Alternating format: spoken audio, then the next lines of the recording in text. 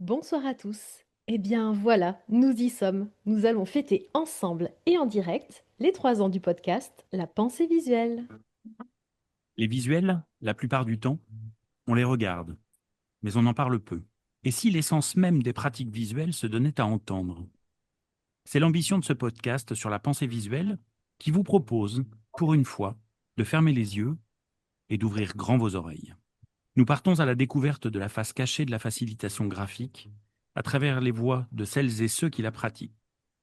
Une façon de dessiner ensemble les contours de la pensée visuelle à travers les expériences de chacun.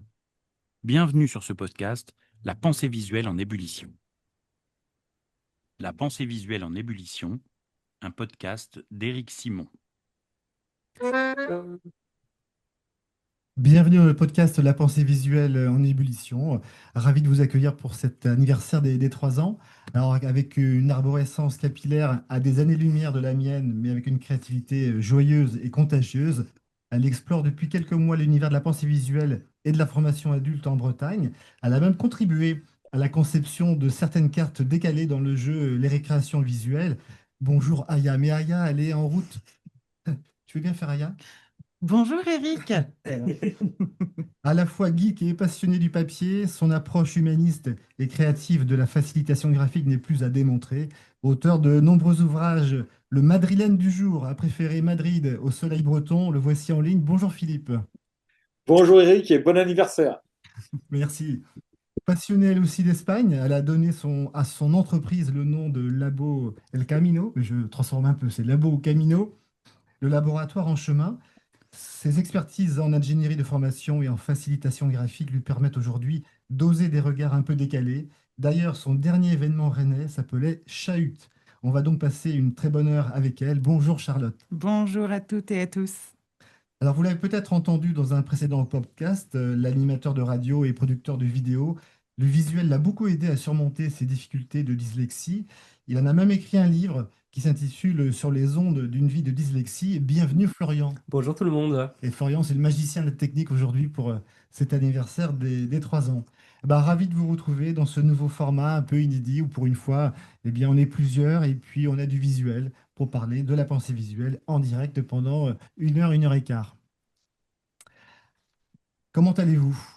Eh bien, écoute, ça va très bien, Eric. Je ne peux pas te cacher que j'ai un peu le trac. C'est vrai? Oui, mais ça fait du bien d'avoir le trac. Et toi, Philippe, comment vas-tu à Madrid? Eh ben, ça va, je suis vraiment content de cette ambiance-là et puis qui reflète bien ton esprit et ton podcast. Donc, je suis hyper content d'être là. Bah, super. On Et va donc... toi, Eric? Ouais, moi, je suis très content parce que je trouve que pour une fois, c'est... Voilà, je suis pas en solo. D'habitude, je suis ici, là, face à mon écran. Et d'ailleurs, quand on enregistre, souvent, on coupe les images pour gagner un peu en débit. Puis là, c'est une version totalement différente, collaborative. Ça fait plusieurs mois qu'on travaille dessus à quatre et c'est vraiment un vrai plaisir d'être là aujourd'hui. Alors, ce qu'on va faire, on va démarrer par une première chronique et on va commencer par celle de Charlotte. Et Charlotte, elle nous disait un jour que bah, moi, au départ, je ne savais pas dessiner. C'est vrai ça? Tu ne savais pas dessiner au départ? Oui, je te l'avoue et je considère que je ne sais toujours pas dessiner. En fait, le tout premier personnage que j'ai tracé en pensée visuelle et pas dessiné, c'était une espèce de patate avec 2 jambes, 2 traits pour faire des bras, 2 traits pour faire des yeux et puis un sourire. Et franchement, en fait, ça m'allait plutôt bien. Je trouvais ça vraiment pas mal. Parce qu'en fait, la pensée visuelle, je l'ai tout de suite abordée avec une intention très claire, celle d'évoquer et pas de représenter. À ce moment-là, j'accompagnais des formateurs et des formatrices en analyse de pratique pro. Et l'objectif, c'était qu'ils puissent prendre conscience de leurs compétences et de se situer dans leur développement professionnel. Ce qui comptait pour moi, c'était le détail juste, celle qui déclenche une image mentale, qui les amène à se dire: ah, c'est ça. Et donc, en fait, c'est passé par une silhouette pour dire accompagnement, un petit trait pour suggérer une contrainte ou 3 traits, et on voit tout de suite le mouvement, quoi. Donc en fait, on n'a pas besoin de savoir bien dessiner vraiment pour que ça fonctionne bien. Exactement, et je le revendique haut et fort. Je me suis en fait, moi, dans ma pratique, concentrée sur d'autres éléments que le visuel, donc autres que les personnages, les objets reconnaissables. Au début de ma pratique en pensée visuelle, j'étais plutôt autour de l'usage des connecteurs. Donc, On pourrait parler des flèches pour rendre visibles les liens, les conteneurs, les cadres pour structurer les idées, la typographie pour écrire évidemment l'info, mais aussi pour apporter de la hiérarchie. Et surtout, deux choses. La première, ralentir. Et la deuxième, structurer l'espace, l'organisation des infos. C'est, selon moi, l'organisation, la structuration de l'espace qui donne en fait une vision d'ensemble, celle qui permet de rendre visible et compréhensible la complexité. Pour moi, la structure, elle vient avant tout servir le sens. Et à ce sujet, d'ailleurs, j'aime beaucoup une phrase qu'on accorde à Victor Hugo qui dit « La forme, c'est le fond qui remonte à la surface ». Moi, je l'interprète en me disant qu'en fait, il ne s'agit pas de décorer des idées, mais il s'agit de les mettre en forme pour qu'elles émergent. Et pourtant, quand on regarde tes planches, Charlotte, on voit des personnages, on voit des petits éléments dessinés. Alors, tu t'y es mise quand concrètement sur le côté un peu plus esthétique de tes cartes visuelles? Alors, c'est venu bien plus tard. En fait, finalement, c'est venu quand j'ai décidé d'en faire un peu mon métier à temps plein. Donc, c'était il y a ça fait ça faisait un peu plus de 5 ans, donc il y a 2 ans, quand j'ai décidé d'être facilitatrice graphique à temps plein et de le revendiquer haut et fort, j'utilisais la pensée visuelle donc depuis 5 ans. Là, j'ai commencé en fait à prendre le temps, tout simplement parce qu'en fait, j'en faisais mon métier à temps plein. Donc, j'ai un peu plus soigné mes visuels, j'ai ajouté des détails, j'ai affiné mes pictogrammes et je dessinais de plus en plus de personnages. Et en fait, surtout, j'avais plus de temps, mais c'est surtout que je suis devenue plus rapide. Et je suis devenue plus rapide grâce à ma bibliothèque de picto, ma fameuse pictothèque, celle qui me permet de dessiner une fusée littéralement les yeux fermés. Et puis j'ai senti que prendre soin de mes dessins, c'était une manière de prendre d'une manière encore plus soin du message des autres. Il s'agissait de leur offrir une mise en valeur à la hauteur de ce qu'ils partageaient. Et petit à petit, en fait, mes personnages ont gagné des cheveux, des émotions, des traits de visage. Mes objets sont devenus plus lisibles, un peu plus réalistes, mais ça me prenait un temps fou. Et là, je me suis posé une vraie question. Pop, pop, pop. Est-ce que je suis pas en train de me faire piéger moi-même Ah, par cette quête du beau et cette quête de l'esthétique? et alors? Alors, j'ai trouvé 2 solutions. Je me minute, je me chronomètre. En tout cas, j'essaye de rester, quand j'ai pas de chronomètre sous la main, j'essaye de rester consciente du temps. Quand je sens que ça bloque trop longtemps sur un détail, je finalise et je passe à l'élément suivant. La deuxième chose, je n'efface jamais. Ah, pas de blanco, zéro blanco. Ah, zéro. Alors, jamais de blanco, éventuellement une petite gomme, parce que j'efface presque jamais, mais vraiment, c'est très, très rare. Alors, je t'avoue que sur une tablette graphique, c'est un vrai défi parce qu'en fait, finalement, sur une tablette graphique, c'est ultra facile d'effacer, un petit clic et je recommence. Et c'est pour ça d'ailleurs que je me sens beaucoup plus libre avec mes marqueurs. J'ai pas de retour en arrière, il est juste question d'avancer. Mais alors, comment on fait, Charlotte, pour rester concentré sur l'essentiel et même quand on commence à vouloir soigner ses visuels, alors comment on garde le cap en fait? Alors moi, j'ai 3 repères concrets que je veux vous partager aujourd'hui pour essayer d'y voir un petit peu plus clair. Si vous êtes de ceux qui disent non, mais moi de toute manière, je ne sais pas dessiner. Très bien. Appuyez-vous sur l'évocation, cherchez le détail qui parle, pas une représentation fidèle. Un pictogramme un peu bancal, il peut être beaucoup plus parlant qu'un dessin très léché. Pour ceux qui, par contre, ont une vraie patte graphique, un peu, moi je les appelle les artistes dans l'âme, simplifiez. Construisez une bibliothèque mentale de pictos et entraînez-vous à dessiner vite, pas juste beau. Et enfin, pour tout le monde, interrogez, pardon, s'il vous plaît, votre rapport au beau. Est-ce que c'est un plaisir? Est-ce que c'est un piège? Est-ce que c'est un objectif? Cachez votre gomme, vraiment planquez-la au fond de votre sac ou tout ce qui vous donne l'envie de refaire encore et encore. Souvenez-vous surtout que dans nos pratiques, le beau n'a de valeur que s'il sert la compréhension. En bref, c'est pas tant le trait qui compte, c'est le regard et surtout l'écoute. Ouais, bravo, bravo Charlotte, merci pour cette première chronique sur la pensée visuelle. Alors, j'en profite pour accueillir Aya. Hein, je vous parlais tout à l'heure du décalage de chevelure entre elle et moi. Là, vous avez la preuve concrète. Hein, voilà. Il y a de Bonjour quoi faire. Aya. Bonjour Aya. Ravi de vous retrouver. Alors Philippe, qu'est-ce que tu en penses de cette question du dessin là, qu'évoquait à l'instant Charlotte? Moi, je ne peux pas être plus d'accord. Moi, j'aime bien la citation aussi de Mike Roddy qui dit des idées, pas de l'art. Ça veut dire qu'il faut pas condamner l'art, enfin la beauté, mais on cherche avant tout à transmettre des idées. Et, euh, et l'art, c'est pas le focus. Donc, le focus sur les idées, moi, ça me va très, très bien. Ça démocratise beaucoup l'accès aux méthodes de pensée visuelle et ça décomplexe, ça enlève des complexes parce que tout le monde dit, moi, je sais pas dessiner. En fait, c'est pratiquement 80% des gens, ils disent ça. Donc, ça ouvre pas mal la porte et ça me paraît bien. Voilà, ça, c'est une très bonne nouvelle. Et puis, un témoignage vraiment intéressant parce que il y a un, il y a un sketchnoteur, un facilitateur graphique très connu en Inde, il s'appelle Tanmay Vora. Il a commencé, il ne savait pas dessiner, et maintenant il fait que ça, il fait des magnifiques visuels pour résumer des choses sur des situations d'entreprise. Et c'est son travail, et ça cartonne. Et il a commencé de scratch, de rien. Et Hmm. donc, c'est un peu ton histoire aussi, tu t'es lancé en fait. Et Tu parlais à l'instant d'un stock de pictos. T'en as combien? Une cinquantaine, soixantaine? C'est un nombre infini? Je dirais que j'en ai entre 30 et 40, pas plus. Et ensuite, je les compose, je les associe. En fait, finalement, ma première pictothèque, c'est celle que j'ai créée à l'occasion de la formation que j'ai suivie avec Julie Boiveau et Jeanne Dobriansky. Donc, on avait eu quasiment une demi-journée quasiment pour créer cette pictothèque et elle m'accompagne toujours. J'ai toujours mon petit carnet gris auquel je me réfère très souvent.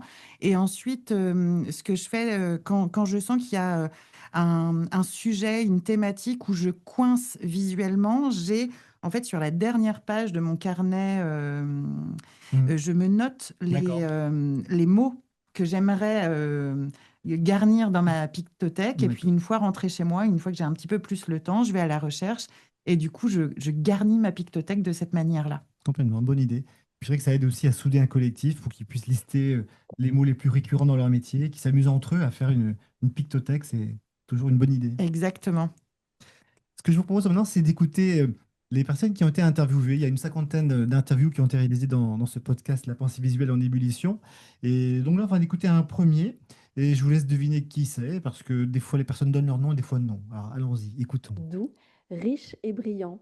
Doux à l'image de l'ambiance qui se dégage de chaque épisode.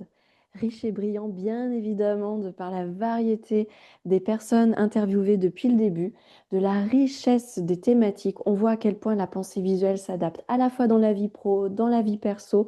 C'est extrêmement vaste et c'est passionnant. Donc un très grand merci pour cela. Et ce que j'aime aussi dans ce podcast, c'est qu'il met en évidence l'une des qualités essentielles de la pensée visuelle, c'est l'écoute. Donc un très très grand merci Eric et un énorme clin d'œil à Philippe. Là, l'écoute, tu vois, la même conclusion que toi, Charlotte. L'écoute. Voilà. Est-ce que vous avez reconnu la voix? Philippe, est-ce que tu reconnais? bien sûr, Bien j'ai sûr. fini. C'est Oui. Cindy Dopra qui est à Angers, nous a fait la gentillesse de nous transmettre ce son. Et Cindy, je l'avais interviewée avec un élève qu'elle avait accueilli en stage. Il était en troisième et elle était venue observer sa pratique de facilitation graphique. Ce podcast, c'est aussi une histoire d'anecdotes et on vit tous des anecdotes complètement loufoques. Et toi, un jour, Philippe, il paraît que, il y a eu une histoire de tatouage dans le cadre d'une mission de facilitation graphique.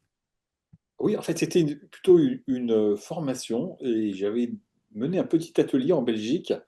Il y avait des gens hyper enthousiastes et une des participantes, elle m'a dit à la fin, ça m'a scotché. Écoute Philippe, je vais tatouer sur mon épaule gauche visual thinking, je te le promets. C'est Et vrai. je crois qu'elle l'a fait. Je n'ai pas eu de photo, mais je pense qu'elle l'a fait. Oui. C'était pas Et une blague.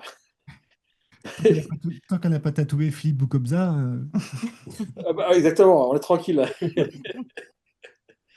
ah bah, c'est vrai que des anecdotes, on en a beaucoup. Toi, à Aya, un jour, tu t'es lancé un défi de sketch noter sur un camion. Oui, et ce camion, c'était pas n'importe lequel puisque c'était le mien en fait. Donc j'ai voulu expérimenter aussi sur des surfaces nouvelles que je connaissais pas et voilà, vous verrez peut-être passer mon camion avec du sketch note dessus sur chacune des faces. Alors, c'est un camion, du coup, ça a été peint, mais avec le ciel breton et la pluie, ça a tenu. Eh bien, ça a tenu. J'ai été en veille parce que l'après-midi où j'ai fait ça, pendant la nuit, il a plu énormément. Et le lendemain matin, je me suis dit, bon, dans quel état je vais retrouver mon camion? Et en fait, tout a tenu et encore aujourd'hui, tout est encore présent. D'accord. Et c'est vrai que les anecdotes, vous aussi, vous devez en vivre. Est-ce que parmi vous, là, sur la messagerie, vous pouvez nous transmettre des anecdotes que vous avez pu vivre dans le cadre de votre pratique de la pensée visuelle? Si vous avez des choses à dire, n'hésitez pas à le faire parvenir dans le chat. Alors, je ne vois pas le déroulé du chat. Alors, en attendant, peut-être que toi Philippe, tu as vécu autre chose, c'est ça? C'était l'histoire d'une capture. Oui, En réalité, arrivé quasiment au terme de la capture, il, voilà.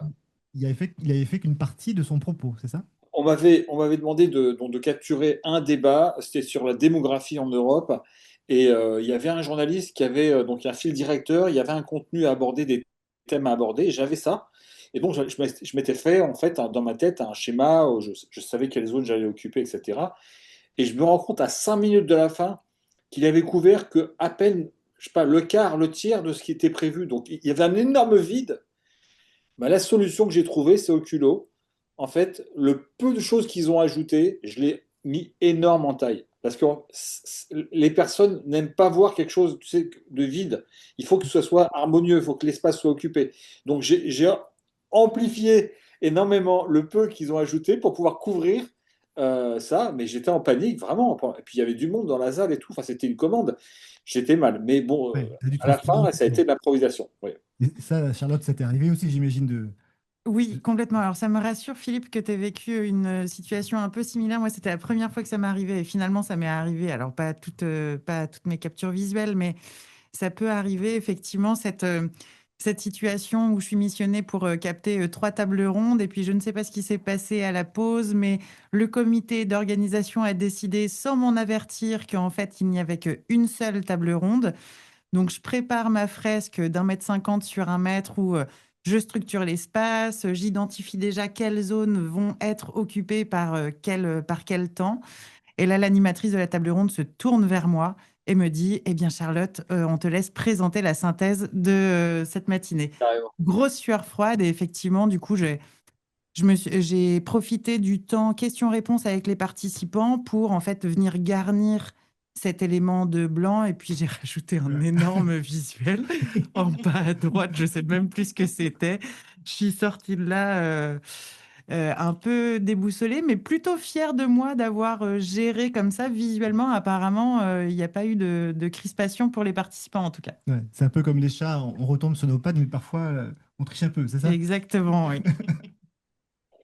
Alors, souvent, les gens, ils me demandent par rapport au podcast, euh, quelle est la personne qui parle au début? On va réécouter la voix, si vous voulez.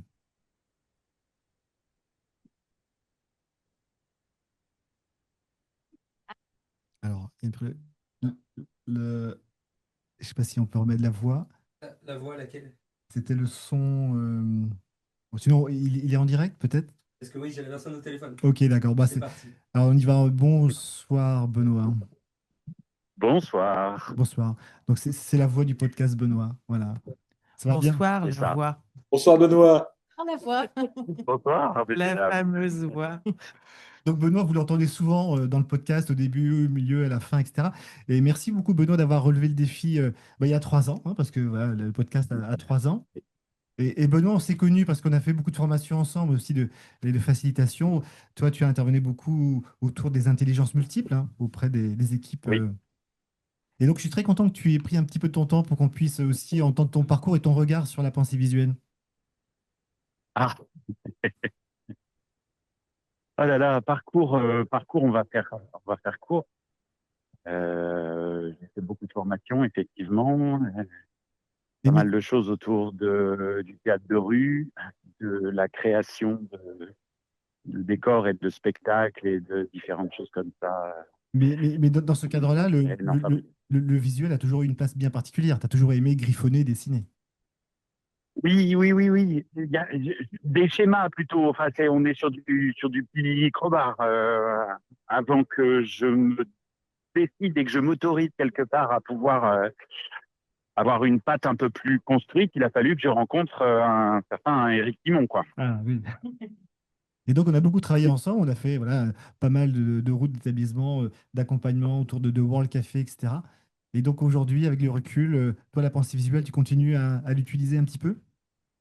Oui, oui, oui. Ah ben, puis beaucoup parce que je structure maintenant tous mes projets, toutes mes prévisions, que ce soit des choses professionnelles ou que ce soit des choses très privées, telles que le plan de mon prochain barbecue. Tout ça, ça passe par une structuration souvent caractéristique ou des choses comme ça. Et je crois que je ne rédige absolument plus jamais un texte sans avoir des graffitis à côté pour appuyer le sens. Enfin, vraiment, ouais, moi, ça m'a ouvert quelque chose. Et entre toutes les formations que tu as faites sur les intelligences multiples et la pensée visuelle, alors le concept est parfois un peu remis en cause, mais en tous les cas, il y a des passerelles, il y a du lien entre les deux. Oui, oui, il y a forcément beaucoup de liens. Après, oui, le concept est remis en cause. Pas- J'ai l'impression que c'est des remises en cause sur un petit peu la manière dont Gardner a élaboré la théorie. L'existence de faisceaux d'intelligence, c'est pas forcément en soi remis en question. Et dans ces faisceaux-là, on a effectivement des choses autour de du visuel, de la perception spatiale, du graphisme, enfin, des choses qui viennent interpeller une certaine forme de nos intelligences. Et c'est quelque chose d'extrêmement compatible, ouais. Eh ben, super, merci beaucoup Benoît d'avoir pris un petit peu de ton temps pour venir avec nous et que les gens puissent découvrir qui tu es. Voilà la voix du podcast, c'est Benoît. Merci de m'avoir appelé. Je t'en Merci prie. Benoît. À bientôt Benoît. À bientôt. Au revoir. Alors là, c'était une voix humaine, une voix théâtrale avec Benoît. Euh, Nous, Philippe, on a fait une autre expérience. On a fait Oui. une expérimentation avec le numérique. Tu peux nous en dire deux mots avant d'écouter? Bah, on a essayé de demander des choses à l'IA sur la facilitation graphique et elle nous a répondu vocalement, mais de manière très structurée. Et je trouve on était un peu bluffé par le fait que ça paraissait vraiment bien construit. Et puis, du coup, ben, on a décidé de partager un peu avec vous c'est un extrait de cette réponse. Alors, concrètement, on a donné à l'IA nos deux liens Internet, c'est ça? Voilà, on a demandé à l'IA en fait, de nous parler du monde de la facilitation graphique, de la pensée visuelle, et on lui a fourni comme indice nos deux sites internet, celui d'Eric et le mien. Et vous allez écouter sa réponse. Alors, venons-en à la question qui fâche un peu.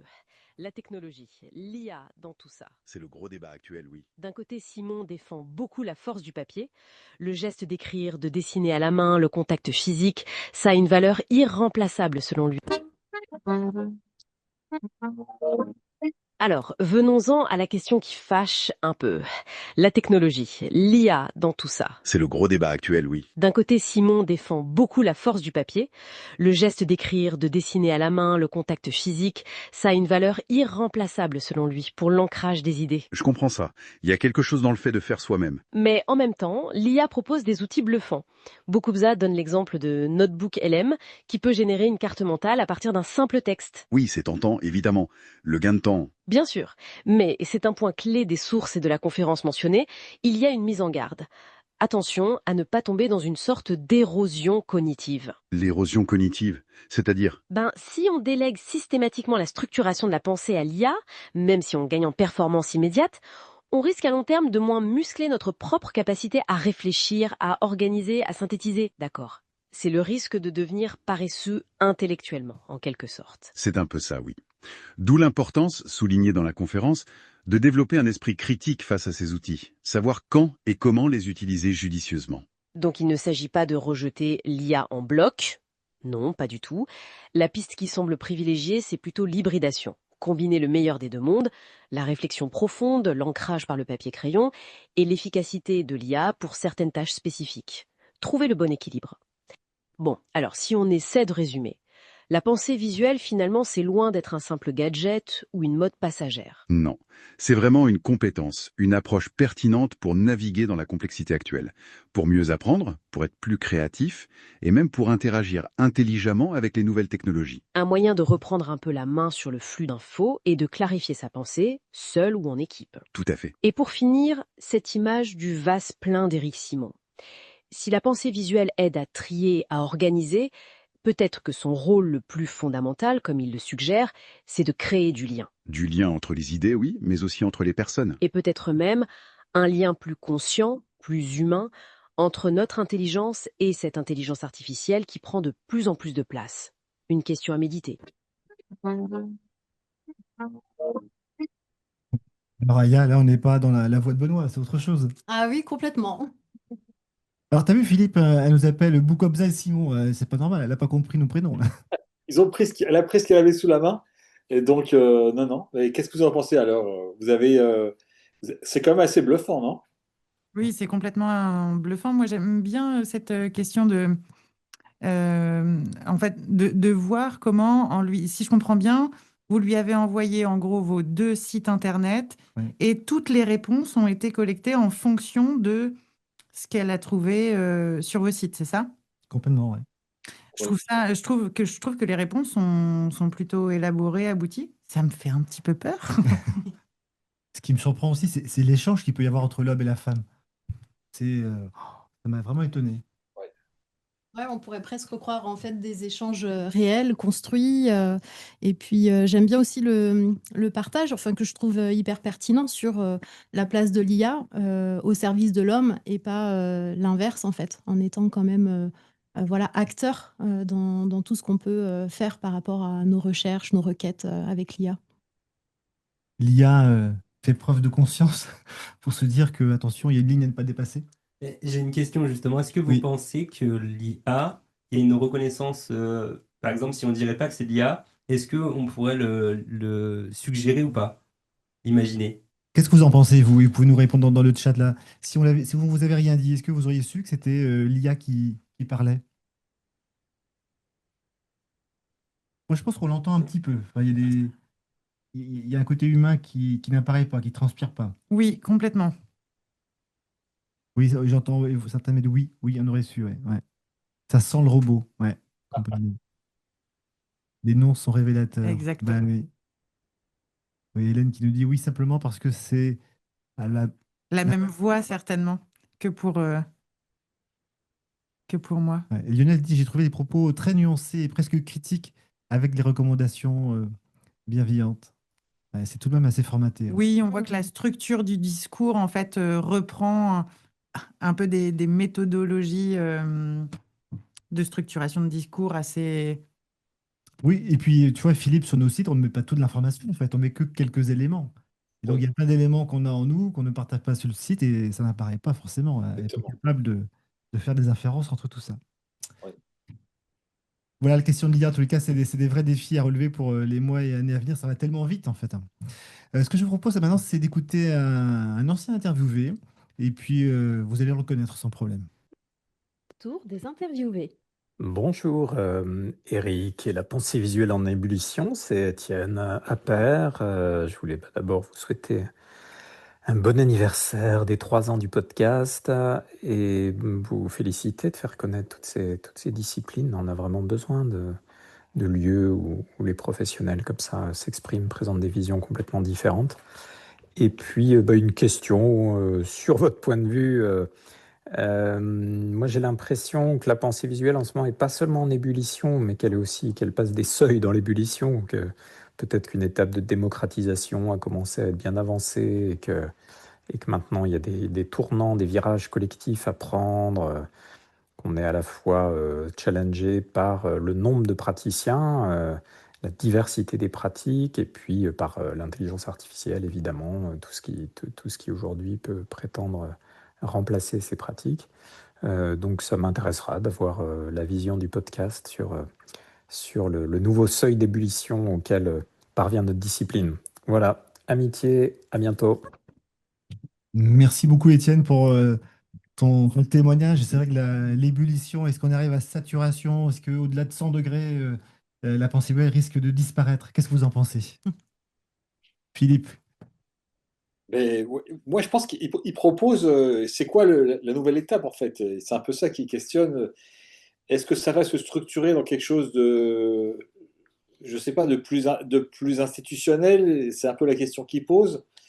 Là, pour l'instant, ce qui est génial, c'est qu'il y a beaucoup de collaboratifs, beaucoup de choses comme ton podcast ou des échanges, des communautés. Est-ce qu'il y aura quelque chose de plus officiel? C'est un peu ça la question aussi qui se pose. Moi, ce que j'aime bien, en tous les cas, dans ce que j'ai pu récolter moi, dans le podcast, c'est la diversité des pratiques. Et si demain, structuration veut dire que tout le monde fasse la même chose de la même manière, moi, ça me gênerait en tous les cas. En tout cas, moi, en tant que praticienne, ce que j'observe, alors peut-être parce que mes algorithmes de réseaux sociaux sont ultra fléchés, facilitation graphique, moi, j'observe de toute manière que même si on s'intitule plus ou moins de la même manière, chacun et chacune, facilitateur graphique, praticien en pensée visuelle, moi, j'observe de toute manière les pattes très différentes. Et ce qui est très intéressant, on avait un peu parlé de cette thématique en préparant le podcast, j'ai fait une sorte d'enquête de terrain non formalisée, vraiment, en posant la question aux personnes qui participaient aux conférences, séminaires ou événements que je capte, s'ils repéraient en fait les différences entre chacun et chacune d'entre nous. Et le résultat est clair, c'est oui, en fait, vous êtes tous et toutes facilitateurs graphiques, mais finalement, vous avez chacun votre patte. Et ça m'a rassurer et confirmer dans l'idée aussi peut-être d'intelligence et de pratique collective. Et là, je pense notamment, Eric, à tes pratiques habituelles de coopération et de collaboration avec des facilitateurs et facilitatrices graphiques. Je pense que le fait de travailler ensemble sur des mêmes événements, Bien ça sûr. donne à voir aussi les nuances de nos pratiques. Complètement une inspiration et c'est bien, je crois que qu'on garde tous quand même une singularité en fait. Je crois que quand on capte et quand on facilite graphiquement, on met aussi notre humanité sur notre côté humain sur le support en fait. Mm. Et donc d'oser ça et de garder cette singularité, moi, je crois que c'est fondamental dans nos métiers. Oui, puis moi, je pense que ça touche aussi à la sensibilité de chacun. On n'est pas tous attirés par les mêmes choses. Donc, moi, j'ai clairement aussi identifié ça en rencontrant les différents, quelques facilitateurs graphiques, de voir que les sensibilités étant différentes, il y a des choses qui transparaissent davantage et qui donnent vraiment cette couleur particulière à chaque professionnel. Ce qu'on vous propose maintenant, Philippe, tu veux dire quelque chose peut-être par rapport à ça? Non, non, mais moi je suis d'accord. En fait, c'est ce côté humain et unique, c'est ce qui va faire que ça va continuer. D'ailleurs, c'est pas remplaçable parce que chacun a son expérience, chacun a son vécu, chacun a ses émotions. Donc, oui, je suis tout à fait d'accord. C'est cette touche humaine. Oui. Ce qu'on va faire maintenant, on va vous proposer de gagner des boîtes de chez Neuland. Alors, elles sont derrière moi. C'est des boîtes avec des kits de facilitation avec des feutres. Et on va utiliser les réseaux sociaux avec LinkedIn ou Instagram. En fait, l'idée, c'est que vous puissiez peut-être produire peut-être déjà les messages clés, ce qui vous a plu dans le podcast pour l'instant, et que vous puissiez sketchnoter, mettre des éléments. Et vous mettez l'hashtag PVE comme pensée visuelle en ébullition. et puis donc on regarde ça dans les minutes à venir et puis on vous donnera le nom des deux gagnants. Donc il y a un gagnant pour LinkedIn et un gagnant pour Instagram. Donc n'hésitez pas à montrer votre patte graphique autour de cet anniversaire des 3 ans. On se fera un plaisir de les regarder. On se donne 20-25 minutes et puis tout à l'heure je vous donnerai les résultats. J'ai déjà vu Anne dans le chat. Il me semble que c'était Anne qui nous a partagé un visuel croqué des intelligences artificielles. En tout cas, moi, j'aime bien cette idée pour rebondir sur les propos d'Étienne Appert, le fait donc de cette pensée visuelle en ébullition. L'ébullition, vraiment, moi, je la vois et ça rejoint les échanges qu'on avait tout à l'heure autour de l'intelligence artificielle. Toi, Philippe, je sais que tu connais bien ce domaine. Est-ce que tu peux nous partager les tendances que tu observes dans le domaine des outils visuels numériques?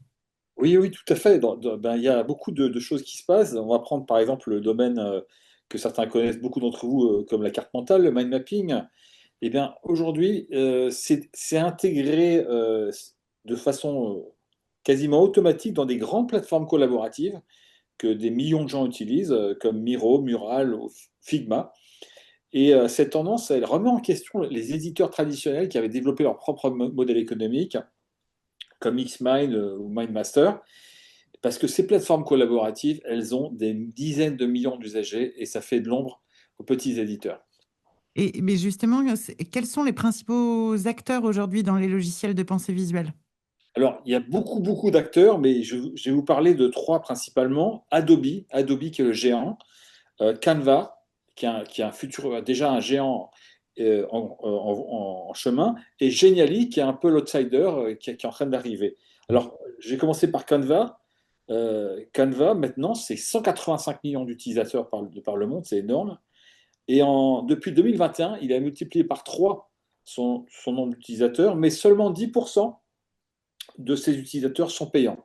Donc ça veut dire 90% des gens qui utilisent Canva, c'est en gratuit, mais c'est énorme. Selon Canva, il y a près de 380 designs qui sont créés chaque minute sur la plateforme. Alors, malgré son côté grand public, on peut dire que Canva, ça devient de plus en plus pro. Il y a de plus en plus d'administrations, d'écoles, d'entreprises qui commencent à utiliser Canva. Et il vient concurrencer petit à petit Adobe. Mais la position d'Adobe, franchement, c'est vraiment le géant. C'est 10 fois le chiffre d'affaires de Canva, avec des logiciels incontournables comme Photoshop, Illustrator.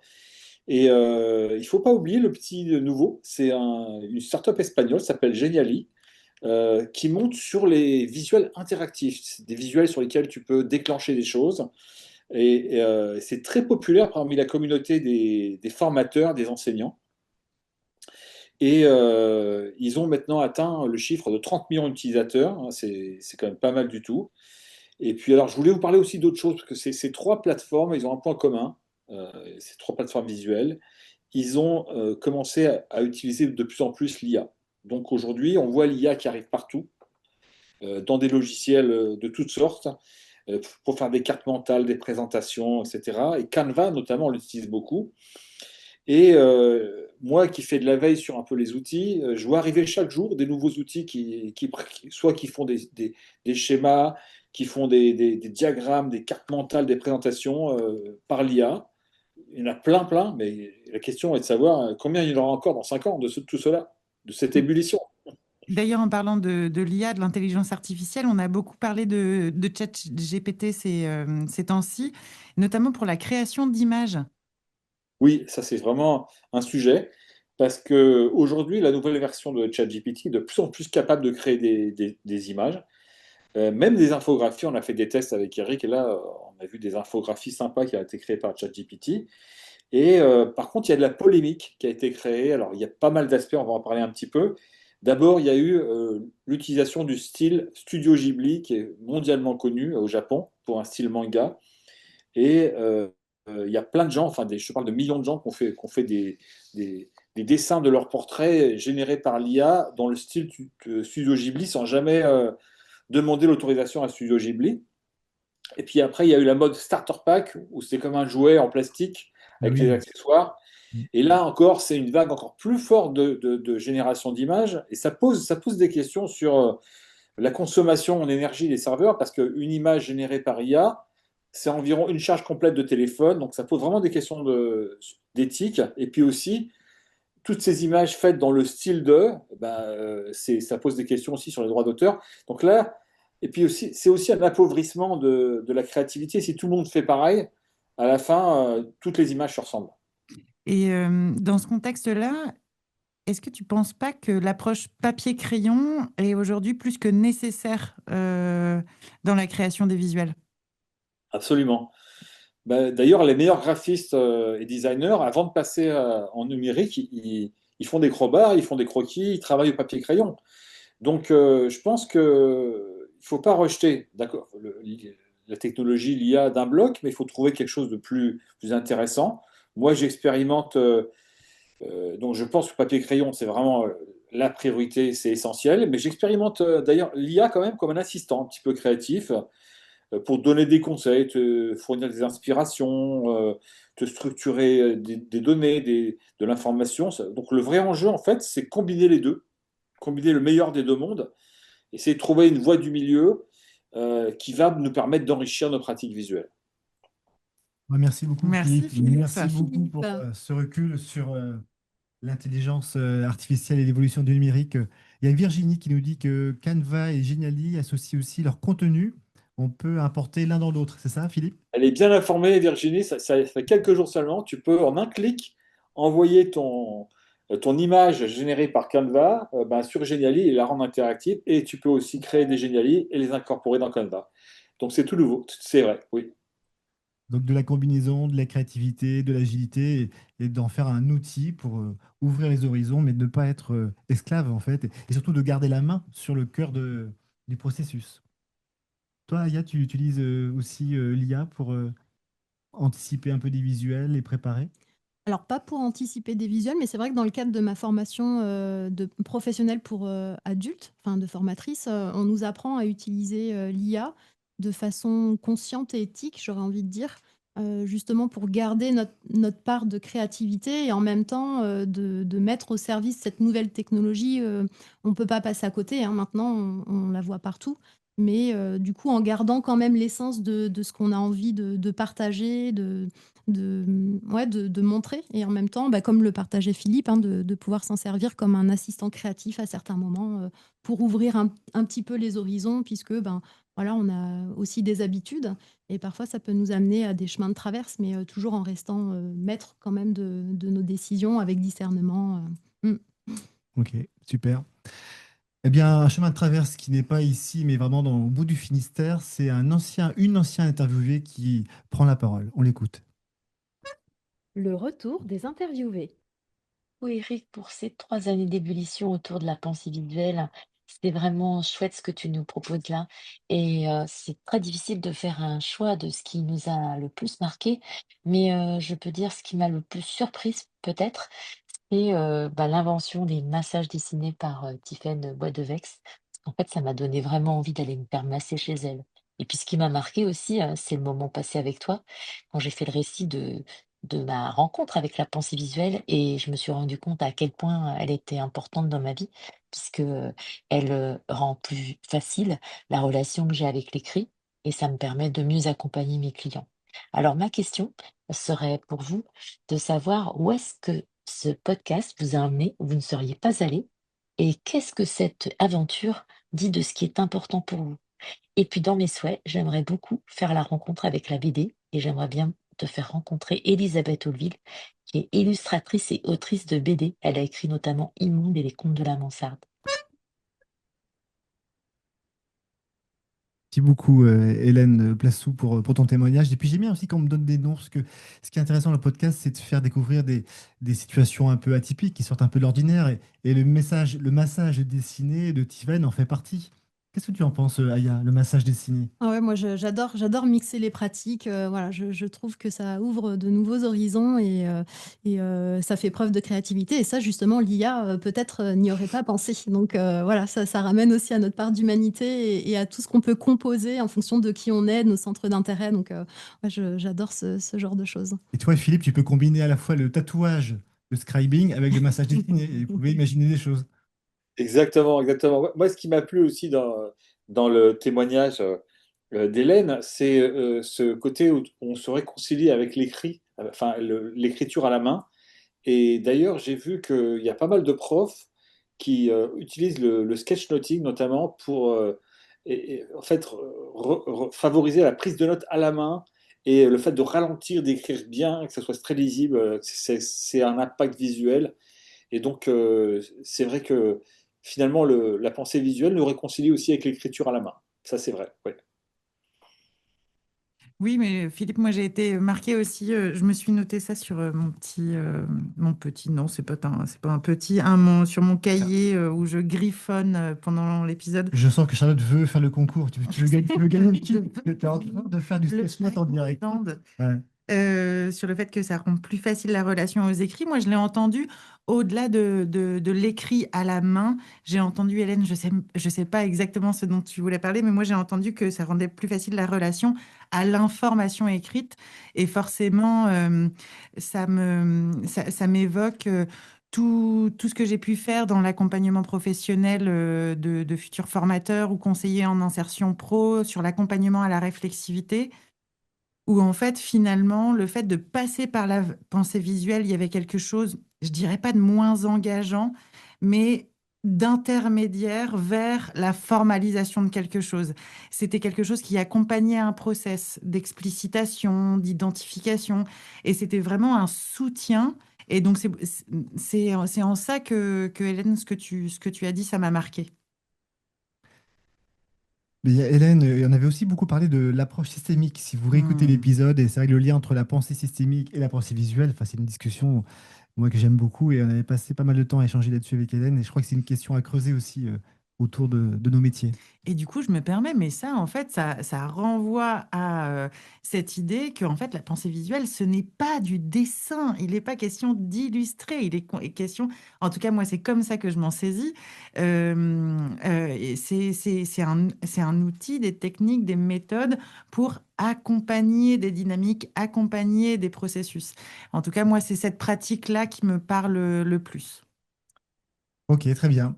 Ce que je vous propose maintenant, c'est d'aller sur le top 6. Vous savez, j'ai été voir un petit peu, je ne le fais pas très souvent, mais aller voir le nombre d'auditeurs par rapport aux épisodes, etc. Donc là, je me suis amusé pour les 3 ans d'aller faire un retour en arrière sur les 3 dernières années. Et je vais vous dévoiler eh bien, le top 6. Alors, le sixième épisode le plus regardé, c'est celui de François Debat et de Jeanne Dobriansky, où on a évoqué l'idée de bouger un peu les lignes du World Café et d'inviter François, qui est conteur, pour justement, après la fresque visuelle qui a été construite, apporter un regard totalement différent, avec une autre sensibilité. Et il amène les gens dans un visuel un peu imaginaire, en fait, en racontant des histoires. Donc ça, c'est le top 6. Vous l'avez entendu, François et Jeanne, Philippe? Oui. Oui, oui, j'ai adoré parce que de toute façon, il y a un lien très fort et ancestral entre le narratif et le visuel. Ça a commencé avant l'écriture traditionnelle et en fait, le visuel était lié au narratif depuis des dizaines de milliers d'années. Hein, c'est ce qu'on retrouve dans beaucoup de choses rupestres, notamment. Ouais. Donc là, c'était le top 6. Et Aya, alors, le top 5, c'est lequel? Eh bien, c'est celui d'Hélène Plassou, justement. On y revient. Voilà, où elle nous parle de l'accompagnement systémique. Mm. Et puis, le top numéro 4. Alors, je donne la feuille à Charlotte. Alors, le top numéro 4, c'est celui d'Élodie Daniel qui nous présente ses apéros picto. Et oui, et les apéros picto qui a d'ailleurs donné aussi des idées à Hélène, je crois, et elle s'est amusée à créer des balades picto sur le JR34, je crois, du Finistère. Voilà. Alors, Aya, tu n'étais pas là au début parce que tu étais au niveau de la circulation rennaise. Tout à fait. Et toi, Aya, tu as démarré cet hiver une exploration autour de la pensée visuelle. Tu as suivi différents stages, hein. Tu as passé ici quelques temps pour découvrir le métier de la pensée visuelle. Tu as aussi rencontré des formateurs. Actuellement, tu es en formation d'adulte, comme tu disais tout à l'heure. Qu'est-ce que tu aurais envie de nous partager sur cette exploration de la pensée visuelle que tu as entamée, je crois, au mois de novembre, c'est ça? Oui, c'est ça. Eh bien, en découvrant cet univers, je me suis rendu compte qu'il y a des moments dans la vie où on a l'impression de rentrer chez soi sans savoir en fait qu'on en était parti. Et là, ça a été vraiment le cas. Et donc, quand j'ai commencé mes différents stages auprès de Lucie Debroise-Olivier, Élodie Daniel et toi, je croyais simplement observer des pratiques. C'était vraiment ça initialement. Et en fait, je me suis rendu compte que ça a été bien plus que ça. Sous le regard soutenant et bienveillant de chacun de mes tuteurs et tutrices, j'ai vraiment pu apprendre, me former, explorer, expérimenter, nourrir ma curiosité et plonger pleinement dans cette pratique. Et j'ai découvert bien plus que des outils. J'ai vraiment entrouvert une porte et derrière, il y avait tout un monde, tout un univers. Et c'était quoi? C'était un monde d'images, de visuels? C'était... Oui, alors c'était un monde d'images qui écoutent, de mots qui dansent, de traits qui tissent, des ponts entre les idées, entre les gens, des liens visibles et invisibles. Et moi qui griffonnais déjà depuis de nombreuses années dans mes carnets, de temps à autre, des mind maps, des zen doodles ou encore des dessins silencieux, je me suis retrouvée au cœur du bruissement vivant de la facilitation graphique. Et j'ai vraiment senti dans mon ventre, dans mes doigts, dans mon souffle, quelque chose qui se remet en mouvement, comme une artiste en fait qui retrouve ses pinceaux avec la joie intacte de l'enfance et la conscience nouvelle de l'engagement. Alors moi, j'ai vraiment continué de nourrir cet attrait en interviewant à peu près 8 professionnels de la pensée visuelle. Et j'ai vraiment saisi chaque occasion pour pratiquer, pour m'entraîner, pour me tromper, réajuster, comprendre, recommencer. Et qu'est-ce qui t'a le plus surpris, Aya? Eh ben, ce qui m'a surprise véritablement, c'est la diversité des chemins, des styles, des voix, la manière dont chaque facilitateur et chaque facilitatrice mêle sa personnalité à son trait à son écoute, à sa couleur, son expression à travers des supports privilégiés. Et j'ai vu passer des fresques éclairantes, des métaphores sonores et visuelles, des pliages impactants, des trames visuelles soutenantes, des formations passionnées. Et j'ai compris que dessiner ici, ce n'est pas juste décorer, comme ce que tu partageais tout à l'heure, Charlotte. C'est vraiment révéler, c'est faire apparaître ce qui était là sans qu'on sache encore le nommer. C'est créer des ponts, c'est faire émerger et rendre accessible. Et dans mes pépites, c'est vrai qu'il y a eu tous ces moments de coopération où la confiance des professionnels a guéri à mon égard, la concurrence éthique entre eux, où chacun développe son activité tout en se soutenant, s'entraide pour vraiment et véritablement œuvrer ensemble. Et il y a eu des rires partagés, des silences habités, des bulles silencieuses de compréhension suspendues entre deux coups de feutre. Et au-delà de ces surprises, Aya, est-ce que tu as ressenti aussi des difficultés? Alors oui, comme je suis novice, voilà, j'ai eu des moments de doute, notamment en posture de scribing où je me suis demandé si j'allais savoir retranscrire ce qui s'était dit, si ma créativité allait être au rendez-vous, au service de ma pratique ou pas. Et puis, bah, le sentiment d'illégitimité aussi est venu frapper à ma porte, hein, en étant entourée de tous ces professionnels si inspirants, comme aujourd'hui encore. Mais voilà, tous ces doutes ont aussi été vite gommés finalement par la générosité, la confiance et le regard bienveillant de chacun de mes tuteurs et tutrices de stage. Et aujourd'hui, je suis très contente d'être là pour fêter les 3 ans de la pensée visuelle en ébullition, avec cette gratitude immense d'en faire un petit bout.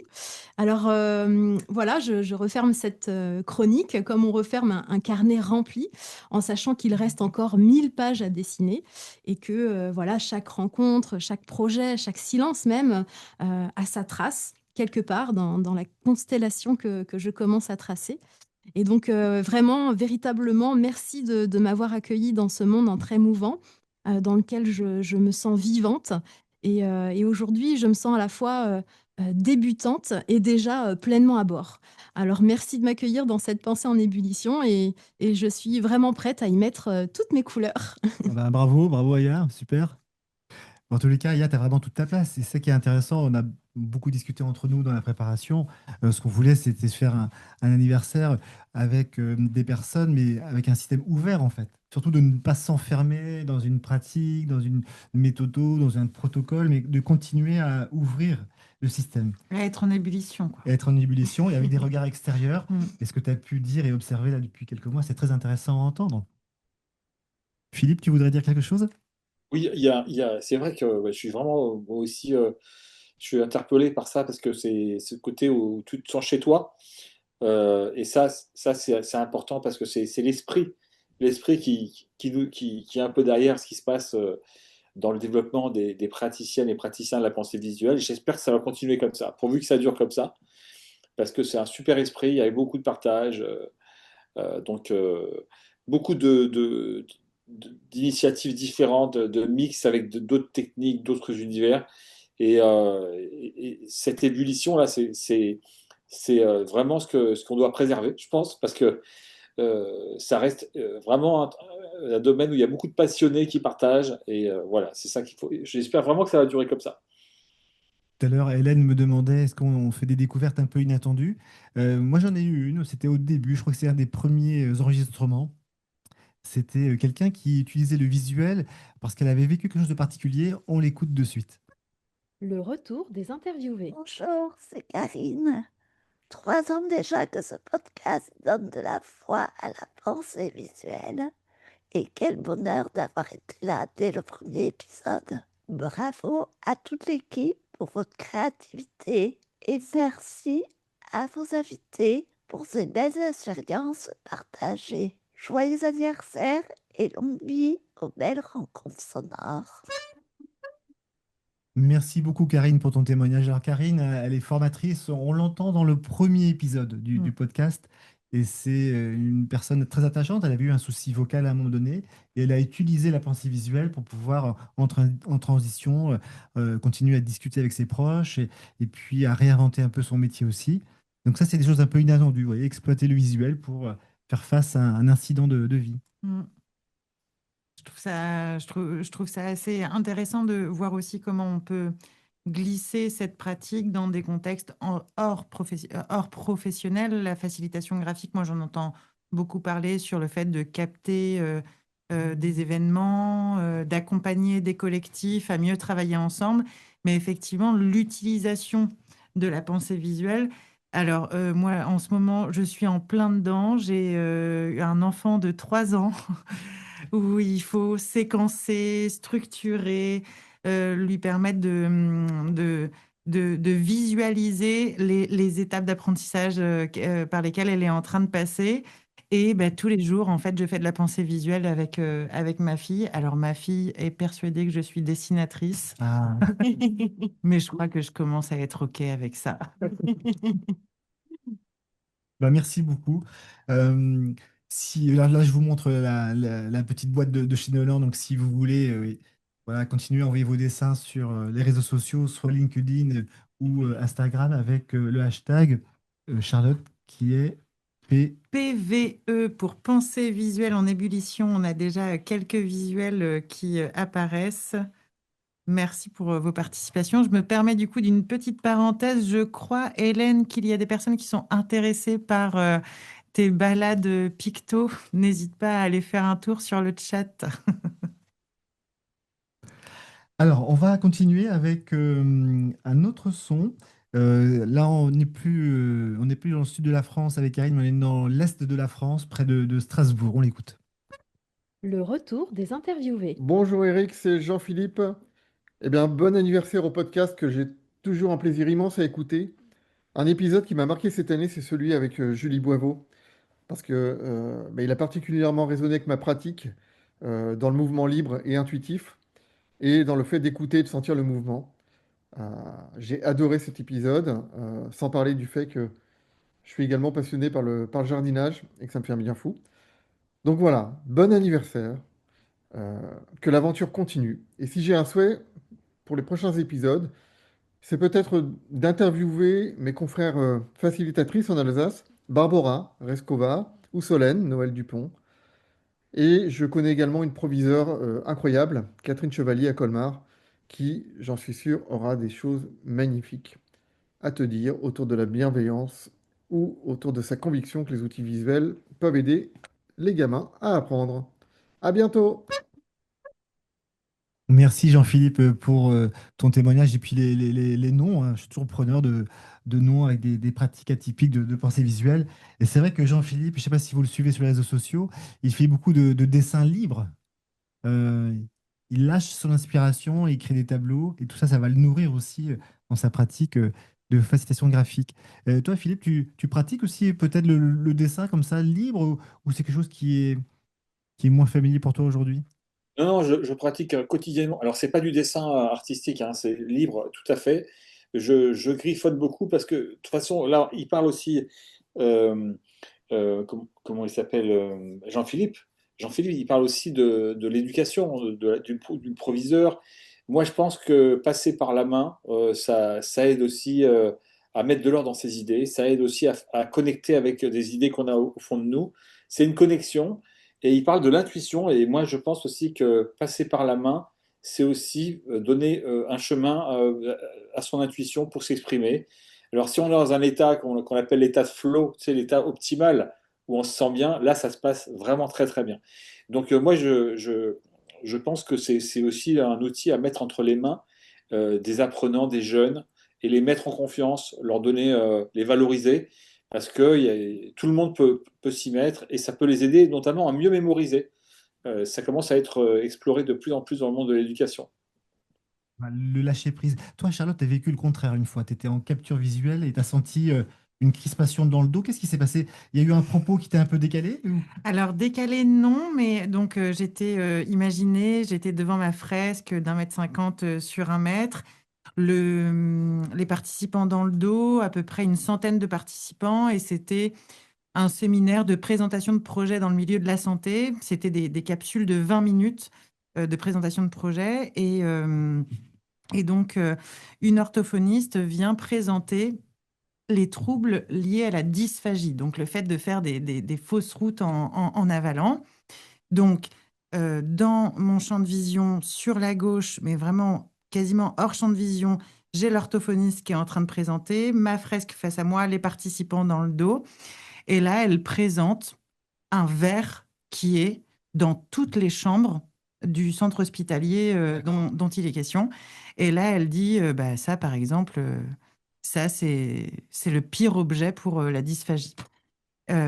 Et donc là, à ce moment-là, j'étais ultra concentrée. J'étais dans cet état de flow, Philippe, dont tu parles, où il y avait cette question de aussi maîtriser cette thématique de la dysphagie qui n'est pas du tout mon domaine d'expertise.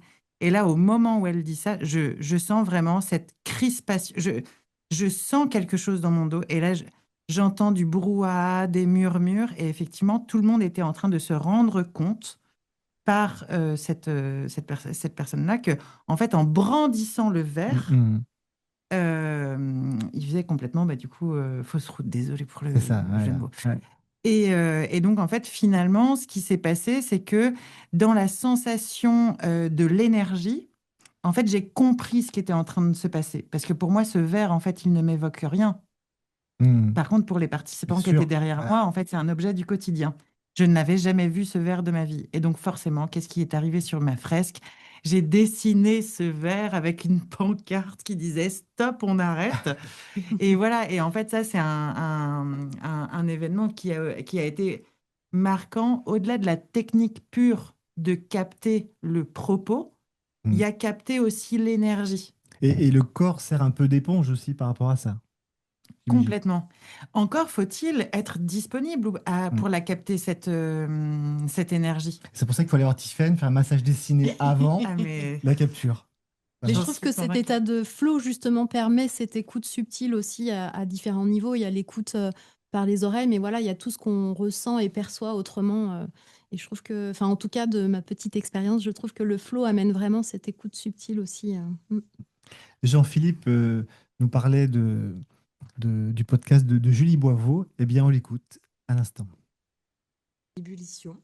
Te remercier pour toute la grande diversité des épisodes qui sont enregistrés. Moi, c'est quelque chose que je trouve assez frappant et assez, hyper intéressant aussi. C'est vraiment la variété des profils des personnes et en fait des approches aussi, que ce soit dans l'histoire des gens ou même dans leur façon de pratiquer la pensée visuelle. En fait, quand j'écoute les épisodes, je trouve ça vraiment génial de voir comment chaque personne se l'approprie et l'emmène dans dans sa pratique pour défendre, par exemple, comme l'épisode avec Hélène où elle parle des sujets qui lui tiennent à cœur et de comment elle va mettre le visuel au service de ces projets-là. Je trouve ça vraiment passionnant. Donc, un grand merci pour de nous ouvrir les yeux, en fait, sur toutes ces pratiques-là. Grand merci pour ça. Et puis, très belle continuation au podcast et à bientôt. Salut! Merci Julie. C'est vrai que Julie, sa façon de capter aussi a vraiment évolué au fil des années. Je me souviens au début, c'était des pictos un peu classiques, un bicablo qu'on peut faire. Et là Exactement. aujourd'hui, c'est des formes très organiques sur l'océan, sur la nature. C'est très intéressant à voir aussi l'évolution des professionnels de la facilitation graphique. Exactement. Moi, Julie Boivot, ça a été, on va dire, la professionnelle que j'ai, je dirais, le plus suivie, tout simplement parce qu'en fait, j'ai découvert la facilitation graphique en la voyant scriber sur une conférence. Pardon. Et je l'ai suivie. Je suis une fan inconditionnelle de Julie Boivot. C'est une femme formidable et une facilitatrice graphique qui incarne vraiment cette question de l'écoute et de la connexion. Aujourd'hui, en tout cas, moi, je perçois qu'elle est très centrée autour de la connexion du vivant, notamment avec son dernier jeu de cartes sur les formes vivantes. Et effectivement, l'évolution de nos pratiques à chacun et chacune, elle est assez intéressante à observer. Et moi, c'est ce que j'aime faire aussi, aller observer, par exemple, peut-être des productions que j'ai faites il y a 2, 3 ans, ouais. pour pouvoir conscientiser comment ma pratique a évolué. Tu as cette même pratique, toi, Eric? Non, oui, quand je fais du rangement, je retrouve des choses anciennes et c'est intéressant d'avoir ce recul-là parce que même pour nous, pour aider les gens qu'on accompagne, qu'on forme, de leur montrer qu'au fond, c'est pas un instant T, c'est un processus qui évolue au fil des années. Et puis nous aussi, à un moment donné, on a osé faire des brouillons, des choses simples, etc. Et c'est très bien comme ça. Hmm. Alors, du coup, Eric, il paraît que tes yeux fatiguent des écrans parfois? Ah oui, c'est une invitation en fait à se détacher un peu des écrans. C'est-à-dire qu'à mon sens, ouais, les progrès fulgurants de l'IA sont une belle occasion de se reconnecter pour moi à la matière, au papier et à l'intelligence de la main. Alors du papier en 2025, c'est has-been, me diriez-vous. C'est vrai que tout doit être numérisé, sauvegardé, stocké. Alors tout imprimé, bah non, bien sûr, hein, on va préserver la nature, mais tout numérisé non plus. Enfin, ne soyons pas naïfs. Et puis l'impact écologique des serveurs est loin d'être négligeable. Et puis je crois beaucoup qu'il y a des moments en collectif où le papier est vraiment précieux, notamment dans les moments où nous devons inventer, faire du lien, innover. Et c'est le cas souvent, je pense, dans nos réunions et dans nos formations. Alors, est-ce que tu dirais que le papier est indispensable en pensée visuelle? Bah, dans les formations que j'anime sur la pensée visuelle, le constat est souvent le même en fin de journée. Les participants me disent, Waouh, ça fait du bien de passer une journée sans écran. Et puis c'est bluffant de voir tout ce qu'on a été capable de faire ensemble sur papier. Et dans un monde un peu ultra numérisé, le simple fait d'utiliser le papier qui est accessible à tout le monde, sans connexion, sans Wi-Fi, et de la pensée visuelle, les deux forment un combo remarquable de mon point de vue. Et j'y vois trois raisons principales. La première, c'est qu'on va avoir constamment face à nos yeux une vision panoramique du sujet, sans avoir besoin de changer de diapo. Est-ce que l'info est diapo 22, diapo 46? On ne sait plus à la fin. Et le support papier, il est toujours face à nous. Voilà. Et puis la deuxième raison, c'est qu'on va pouvoir aussi agir dessus collectivement, en coloriant, en questionnant, en coupant, en pliant aussi, Aya, en étant seul ou à plusieurs, assis ou debout. Et c'est vraiment l'intelligence kinesthésique, l'intelligence du corps, comme disait Charlotte tout à l'heure, qui se met en mouvement. Et cela, ça vaut de l'or, à mon avis, dans nos sociétés un peu sédentaires, assis face à des écrans. Et puis la troisième raison, c'est que le papier va nous amener, de mon point de vue, à ralentir. Je prends un exemple, une métaphore. Quand on prend l'avion pour partir en voyage, nous passons d'un univers à un autre, mais de façon très rapide, et parfois trop rapide. Ne dit-on pas que le chemin du voyage est plus important que la destination? Et c'est vrai que les vacances à vélo bah, sont en plein boom. J'ai regardé sur Internet, il y a eu un boom de 1,8 million de cyclistes au bord de la Loire en 2022, et les chiffres ont doublé en 7 ans. Donc ça veut dire que l'humain a besoin de ralentir. Or, avec l'IA, on passe en un clic d'une rive à l'autre sans effort. D'une rive où on a plein de données en vrac, un projet à mener, vers une autre rive où on a un texte clair à transmettre à son supérieur, à un enseignant, à un client pour la veille. Et en un clic, l'IA vous produit un beau texte, du moins en apparence. On gagne peut-être du temps, mais que penser de notre estime de soi, de l'estime du collectif? Et puis, si on n'interroge pas les différents prompts, l'IA ne valorise pas son brouillon. Il vous montre uniquement son produit fini, clé en main. Alors, combien de mémoires universitaires aujourd'hui sont une simple juxtaposition de produits de l'IA? Et je pense que c'est vraiment le brouillon qui est le cœur de la réflexion. Et je crois que c'est un objet qui est fragile, il faut en prendre soin, il faut le préserver, le valoriser. Et c'est un moment dans le brouillon où les liens se font et se défont, et les liens visibles et invisibles s'entremêlent sur le papier. Et comme la légende d'Archimède le dit souvent avec son Eureka, je crois que le brouillon visuel nous permet de découvrir ensemble, en chemin. C'est vraiment un Eureka visuel qui apparaît sur le brouillon papier, plus visible, plus palpable, avec une vision globale plus juste et peut-être aussi plus systémique du projet. Donc, l'usage du papier en pensée visuelle nous permet de mieux digérer l'information. Et dans un monde d'infobésité, la digestion des données est primordiale. Cette digestion humaine ne peut pas se faire en un clic. On a besoin de ralentir, de croiser nos regards. Alors, du coup, pour toi, est-ce qu'on devrait jeter l'IA? Ah non, non, bien sûr, continuons avec Philippe à expérimenter des choses inattendues. Non, non, non. Elle peut nous aider en amont pour récolter des données en un clic, ou alors pour finaliser ensuite un livrable sous des formes textuelles ou non, à partir de notre brouillon. Mais je voudrais pas que l'IA prenne notre place, vous voyez, dans le cœur nucléaire de notre réflexion collective. C'est un cœur fait d'émergence, de liens et de prise de conscience. Avec le papier et la pensée visuelle, nous gardons la main sur le cœur de notre réflexion individuelle et collective. Vive l'IA, vive le papier et vive le brouillon. Merci beaucoup, Merci, Eric. Eric. La force du papier et la force du pli. Voilà, Oui. voilà, ça nous mène aussi. On va Oui, oui. continuer. Oui, vas-y, Philippe. Non, c'est vrai que le côté ancrer ses idées, ralentir et ne pas dépendre de la technologie, c'est vraiment hyper important. Puis il y a un côté aussi, comme tu le disais, de prendre plaisir aussi à faire les choses. Et ça, c'est vrai que le toucher, la main, c'est très important. Et le virtuel, en fait, il enlève tout ça. Donc là c'est une reconnexion. Une reconnexion à la nature, Mm, au corps. tout à fait. Moi, j'aime beaucoup cette approche complémentaire du numérique, du papier, du corps et plus du média. Je la vois vraiment aussi complémentaire. Et je pense notamment à des étudiants en master en communication digitale que j'ai accompagnés assez récemment.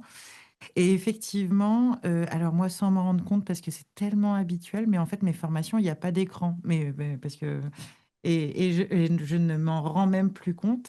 Et en fait, eux m'ont dit qu'ils n'étaient même pas en mesure d'identifier depuis quand ils n'avaient pas passé autant de temps sans écran. Alors, bien sûr, en formation, en communication digitale, ça peut paraître logique, mais ils m'ont dit que ça leur avait fait évidemment un bien fou et qu'ils n'avaient jamais autant parlé entre eux que sans écran. Donc voilà, je trouve ça assez intéressant comment aussi cette idée voilà, de baisser les écrans, les mettre, ça permet de connecter davantage les personnes pour éventuellement ensuite retourner au numérique pour du traitement de l'information ou quoi que ce soit. Mais voilà, j'avais trouvé ça assez intéressant comme expérience. Ce que nous dit Hélène dans les messages, dessiner, jardiner, cuisiner, nous allons en avoir besoin dans l'avenir. Voilà, tout est résumé. Merci. On va continuer avec une personne que j'avais interviewée il y a quelques temps aussi et qui explore beaucoup aussi d'univers, voyage dans beaucoup d'endroits. Parfois, il n'y a pas de Wi-Fi et dans ce cas-là, le carnet de voyage est important. On l'écoute. J'ai choisi mon meilleur micro et je me suis glissée au cœur de ma forêt.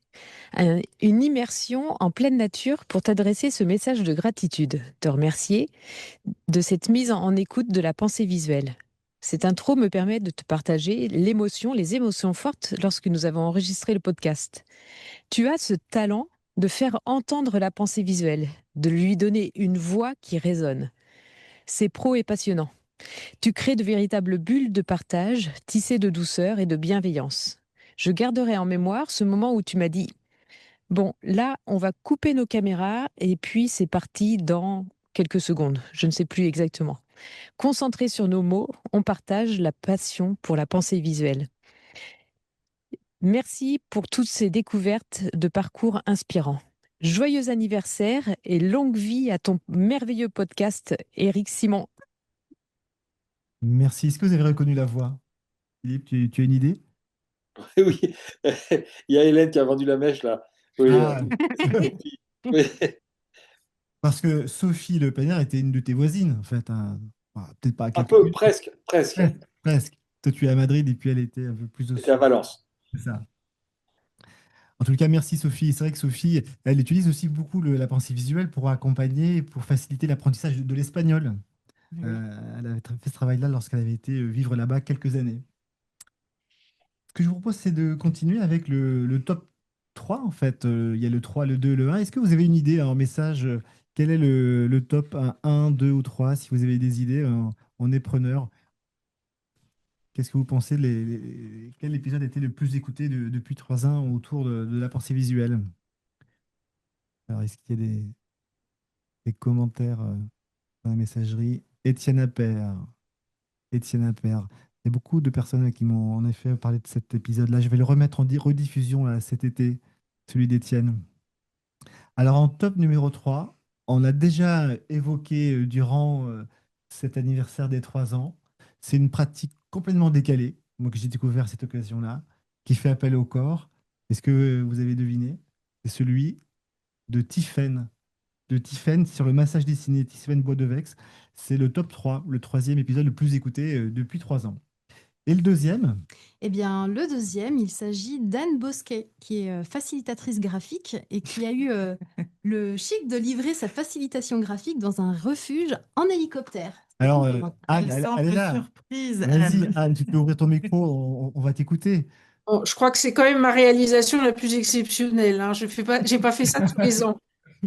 Mais voilà, à 2800 mètres d'altitude, en permanence, j'ai 3 énormes panneaux imprimés sur toile. C'est des panneaux acoustiques dans ce très beau refuge. En plus, je suis architecte à la base, donc être dans une belle construction contemporaine. J'adore la montagne, j'y habite maintenant. Enfin, c'était plein de pièces de puzzle qui se sont rassemblées. Et tout ça parce que j'ai répondu à un concours en 15 jours dont j'ai trouvé l'info sur un post LinkedIn. Enfin, vraiment, quelquefois. Ouais. Mais c'est chic d'aller faire une livraison en hélicoptère, c'est quand même sympa. Ouais, ça, c'était très, très chouette. Et tu fais aussi un travail remarquable sur les citations, en fait. C'est très amusant de voir tes posts sur LinkedIn où tu joues sur la, la langue française, en fait. Oui, alors ça, c'est un travail que j'ai fait. Bah, puis il y a c'est peut-être comme ça que tu m'avais découvert, mais Ouais. il y a un certain temps.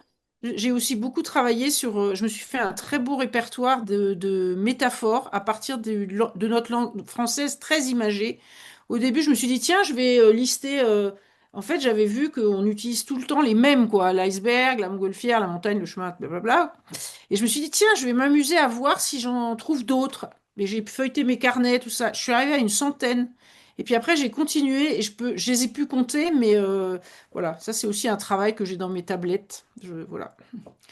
Voilà, Anne, le top numéro 2. Alors, le top numéro 1, est-ce que certains ont des idées? Oui, Charlotte? Non, je vois sur le chat que je pense que Tiffaine est connectée. Oh, je suis bluffée, touchée. Tiffaine est connectée. Alors, est-ce qu'on peut... je ne la vois pas. Est-ce que Tiffaine, tu peux mettre ton micro? Oui, bien sûr, je viens de le mettre. Bonsoir, Tiffaine. Je suis ravi que tu sois On présent pour veut les 3 ans. tous se faire masser. Je suis, enfin, ouais, j'ai beaucoup de gratitude pour en fait ces écoutes. Merci, vraiment, ça me touche. Et oui, n'hésitez pas. Euh, j'étais intéressée, Hélène, du coup, par aussi tes sorties picto. Et donc, comme tu avais l'air intéressée par les massages, faisons du troc. Voilà, c'est ça le podcast La Pensée visuelle en ébullition. Il y a des liens Voilà. qui se font. C'est ça qui est amusant. Ou faisons une rando picto-massage Voilà, par exemple. en août. Le Oui, rendez-vous est en août. Mais par voilà. contre, il faut que tu prévois à Brest l'arrivée d'Anne en hélicoptère. Hein, donc, si tu trouves la place, t'as le coup de Gastel. Hein. Ouais, il y a des bateaux et ça devrait aller. Alors, là, maintenant, au niveau du top 1, le top 1, c'est quelqu'un qui a écrit beaucoup sur la pensée visuelle. Un gros ouvrage, d'ailleurs. Hein, pas nombre de pages, mais Exactement. qu'est-ce qu'on pourrait dire d'autre, sinon, Charlotte? Personnellement, moi, il m'inspire beaucoup dans la Modélisation. réflexion autour de ma posture. Oui, Nicolas Gros. Nicolas Gros. Elle a vendu Elle la a vendu la mèche, mèche. à peine. Ouais, c'était Nicolas Gros, l'épisode le plus écouté depuis 3 ans. Bravo. Exactement, sur la distinction entre modélisation et facilitation graphique. J'aime beaucoup, moi en tout cas, je le suis beaucoup sur LinkedIn, sur les distinctions qu'il propose sans jamais rien imposer. C'est un point de vue, voilà, c'est un point de vue quand même bien positionné. Assumé. Assumé, Ouais. exactement, assumé. Et moi, je sais que ça m'aide souvent à me resituer et aussi à me poser des questions sur comment je veux incarner ou faire évoluer éventuellement ma pratique et ma posture. Oui, moi, Nicolas Gros, ça a été une des personnalités que j'ai interviewées dans mon parcours exploratoire autour de la facilitation graphique. Et j'ai trouvé que c'était ouais, vraiment quelqu'un de très inspirant et humainement très simple en même temps. Enfin, voilà, il a ce côté abordable tant dans les propos que dans l'échange. Enfin, voilà, j'ai vraiment aussi beaucoup apprécié. Mm. Toi, Philippe, tu as eu l'occasion peut-être de travailler avec Nicolas Gros? Non, mais je sais que j'ai suivi son parcours depuis qu'il avait, en fait, il avait travaillé avec une méthode de Capgemini pour résoudre des problèmes complexes à base de visuels. Et c'est un pionnier. Il vient de ceux qui ont posé un peu les bases en France de la fabrication graphique. C'est vraiment un pionnier. Et c'est vrai qu'à chaque fois j'entends parler de lui, il y a un bon feedback. C'est, je pense, quelqu'un qui a une forte aussi qualité humaine. Euh, et puis, quelqu'un effectivement, il a écrit des ouvrages aussi. Moi, je le suis aussi. Très inspirant. Oui, il fait partie. Vous voyez, là, il y a mon étagère avec la forme d'un rond. Vous savez, le rond, c'est quelque chose qui me tient beaucoup la courbure. Et évidemment, le livre de Nicolas Gros se trouve là-dedans, à côté d'Edgar Morin. Voilà. Très bien. Alors, Philippe, le podcast, c'est des rencontres, c'est des choses un peu inattendues. Et on voulait, pour le fêter des 3 ans, essayer d'avoir des invités qu'on n'a pas l'occasion d'entendre souvent. Et tu as retroussé les manches, tu as contacté des personnes sur Internet et tu as eu une belle rencontre. Une belle rencontre avec quelqu'un qui est une pionnière. Vraiment une pionnière, c'est indiscutable. Eva Lotta Lam. Eva Lotta Lam. Et donc, on a eu le plaisir d'échanger avec elle. Et là, on a un extrait à vous faire écouter. On écoute Eva Lotta.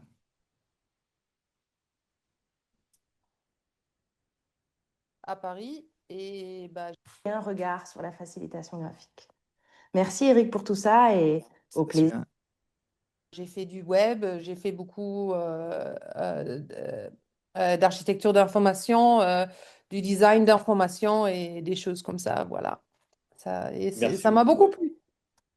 Super. En tout cas, tu as gardé un très bon accent français. Tu parles très, très bien. On voulait te poser quelques questions. Comment tu vois actuellement le panorama du sketchnoting en Europe et puis même à l'international? Tu observes des choses? En général, je crois que ça c'est bien, c'est bien épanoui, je dirais, parce que quand j'ai commencé, il y avait personne, il y avait Mike Roddy et moi au début, et petit à petit, il y avait plus de gens, et je me souviens du temps où j'ai suivi le tag de sketchnoting sur Flickr. Et s'il y avait une autre personne, je ne sais pas, tous les 3, 4, 5 mois, il y avait quelqu'un d'autre qui l'utilisait et j'étais super excitée waouh, il y a quelqu'un d'autre. Et maintenant, ben, il y a des livres, il y a des cours, il y a des conférences, il y a des podcasts, il y a tout. Et j'ai aussi l'impression que ça rentre petit à petit plus dans disons, dans la conscience publique, dans les écoles, que c'est moins rare et moins quelque chose de particulier et plus une autre technique pour faciliter la pensée, pour communiquer, pour collaborer et tout ça. Et plus que ça soit normal, mieux c'est, à mon avis. D'accord, merci beaucoup. Est-ce que tu observes des tendances maintenant, des nouveautés, des choses qui changent? Oui, bien sûr, les outils digitaux se développent. Le iPad, ça existe depuis longtemps maintenant, alors ça Oui. devient plus ou moins normal. Je crois la prochaine question, c'est l'intelligence artificielle et comment on peut travailler avec. Moi, j'utilise l'intelligence artificielle beaucoup pour aider avec l'écriture, le brainstorming, des idées, pour des sommaires de texte et tout ça. Je crois au niveau du visuel, c'est très bien pour le photoréalistique et pour les illustrations très élaborées. Pour la pensée visuelle et vraiment faire des diagrammes, des structures visuelles, j'ai déjà essayé, mais je crois il y a encore du développement à faire. Je ne sais pas si ça va arriver. J'imagine que oui, parce que plus tôt ou plus tard, tout arrive. Mais pour l'instant, je crois que l'intelligence humaine est encore très valable pour, euh, pour la pensée visuelle et aussi pour le faire pour toi-même. C'est pas toujours le produit qui est le plus important, mais le processus et ce qui se passe dans ta tête et dans la tête de tes collaborateurs pendant que tu utilises ces outils. Merci beaucoup. Et si quelqu'un voulait commencer le sketchnoting, qu'est-ce que tu aurais quelques conseils de débutant pour se lancer, par où commencer en fait? Oui, le plus important, c'est de commencer si on est intéressé. Normalement, le bloc le plus profond, c'est que les gens pensent, je sais pas dessiner et c'est pour ça que je peux pas commencer. C'est pas vrai. C'est juste, on commence, voilà. Mais aussi, on peut commencer par juste changer la forme qu'on écrit. Alors, à la place de d'écrire ligne par ligne, on peut commencer à écrire dans les petits blocs, une idée par bloc, et les distribuer sur la page, les idées qui sont liées plus proches et les idées qui Oui, sont nouveaux plus loin. Et je dis toujours que juste changer l'écriture et poser les mots dans l'espace, c'est le premier pas pour la pensée visuelle. Comme on le fait avec les post-it quand on fait un oui. brainstorming et après D'accord. on fait un sort et tout ça, c'est vraiment le premier pas. Est-ce que tu peux nous parler de tes projets pour le futur? Est-ce que tu es engagé dans quelque chose de nouveau? Oui, là en ce moment, je viens de terminer un cours ou un format en live sur Zoom qui est nouveau. C'était la pratique en groupe. En fait des 2 heures sur Zoom où on a pratiqué ensemble et après il y avait du feedback, de l'échange et tout ça. Un peu moins comme un cours et un peu plus juste comme pratiquer et parler des choses qui viennent dans la pratique et les questions. C'était super, c'était la première fois que je l'ai fait et je crois que je vais continuer, développer le format un peu.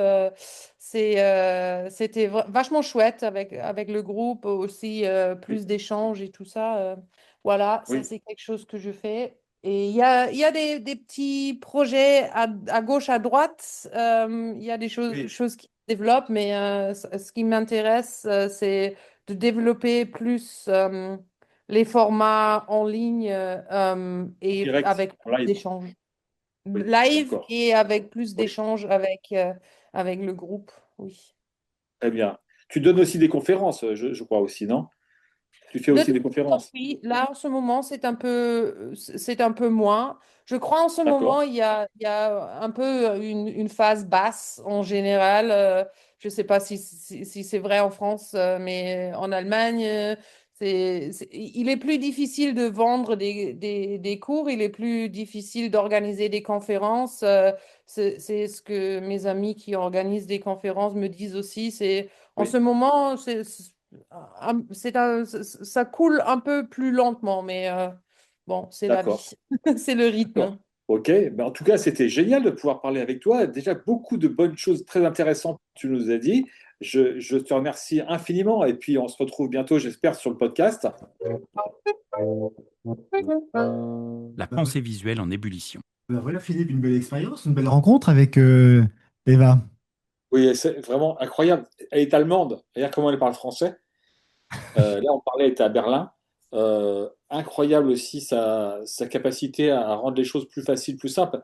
C'est une experte mondialement connue. Elle donne des conférences sur la pensée visuelle dans des événements au Japon, en Australie, aux États-Unis. Et puis, elle est très accessible, elle est très humble.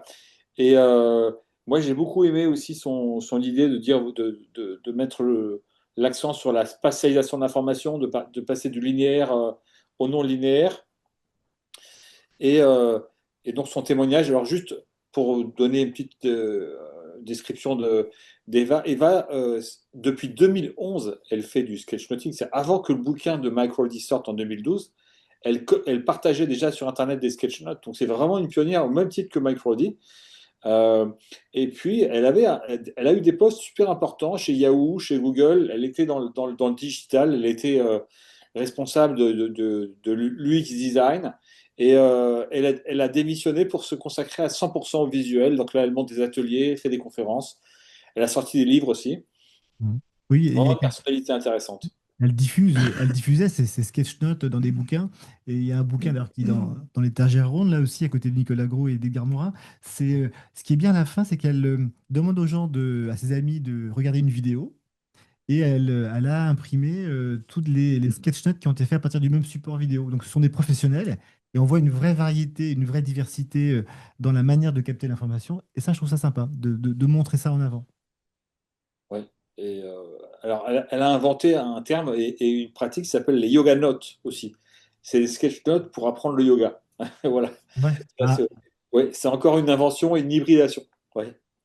alors c'est Anne qui l'a rencontrée en live, c'est ça, en Allemagne. Cette femme a une énergie positive incroyable, ce que tu dis, Anne. Non, c'était à Paris, mais visiblement, on est D'accord, plusieurs. On se connaissait pas encore, mais on était plusieurs au même endroit. d'accord. L'ISC, oui. 2018, je pense, ou quelque chose comme ça, ou 2019. 19, ouais. 19, ouais. Je me rappelle. Bah, merci beaucoup, Philippe, en tous les cas, pour cette interview d'Eva. C'était un vrai plaisir de l'entendre. On va bientôt arriver au terme de cet anniversaire. On a pris un tout petit peu de retard, mais on va juste entendre le son de Lucie. Plaisir de découvrir la suite. Alors. Bonjour Eric.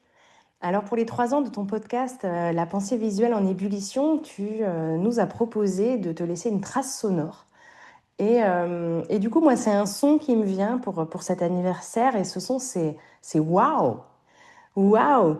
Et bravo Eric pour tout ce travail qui, je crois, à t'entendre en tout cas, te nourrit beaucoup. De mon point de vue, c'est vraiment intéressant et super inspirant d'entendre autant de manières différentes de pratiquer et de vivre la facilitation graphique. Alors c'est ça pour moi la pensée visuelle en ébullition. 1001 regards sur la facilitation graphique. Merci Eric pour tout ça et au plaisir de découvrir la suite. Alors, Lucie Deboise, elle est facilitatrice graphique et formatrice à Rennes. Et pourquoi je l'ai mis à cet endroit-là? Parce qu'au fond, on n'a pas encore fait l'épisode, mais ça sera pour la prochaine saison. On va faire un épisode avec elle autour du FALC, du facile à lire et à comprendre. Donc voilà, c'est un peu un amuse-bouche pour la suite. Alors, Charlotte, les gagnants de ce méga concours sur la pensée visuelle en ébullition. Alors, merci pour votre participation sur les réseaux sociaux, Instagram ou LinkedIn. Donc, on avait des coffrets Neuland à offrir, c'est bien ça. Alors, les heureuses, alors gagnante, je pense, Morgane Beauverger, avec sa production en qualité de débutante visuellement. Je n'aurais jamais dit que tu étais débutante. Et sur Instagram, Ginif03, je pense que c'est Virginie. Avec son petit robot qui dit le papier crayon, c'est OK. Les heureux gagnants des deux Visual Box sont Lionel Faure et Maëlle Caron. Bravo à vous. Ah, Maëlle est surprise, elle a l'air contente. Le cadeau du vendredi soir. Et les deux gagnants des récréations visuelles sont Anne Bosquet et Hélène Plassou. Voilà. Merci beaucoup. Hélène est aussi ravie et Anne également. Merci beaucoup pour votre participation. C'était trop chouette de vous suivre dans vos publications en direct. Moi, j'aime beaucoup cette idée aussi de publier sur les réseaux sociaux. Bah, go, on y va, quoi. Je me pose pas de questions. Euh, Live. voilà, je lâche prise.